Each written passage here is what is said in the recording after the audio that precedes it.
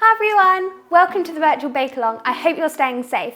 So today I'm going to show you how to turn your leftover Easter eggs into these chocolate cookies.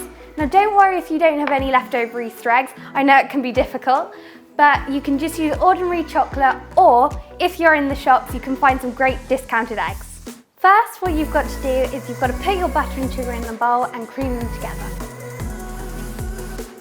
Then, once that's fully mixed together, you've got to add 1 egg and a cap of vanilla essence. Next, sieve in your flour and baking powder and fully incorporate it. After, you want to add your chopped chocolate or mini eggs. Then pop in the fridge for about half an hour to an hour. Then get your cookie dough out of the fridge. Scoop your cookies out using an ice cream scoop because then you will have uniform quantities. Roll them into balls. Push them down, pop them on a baking tray and bake at 180 for 10 to 12 minutes or until golden brown. So here are the finished cookies. Thank you so much for watching. Stay safe and make sure to send us pictures of your bakes. See you next time.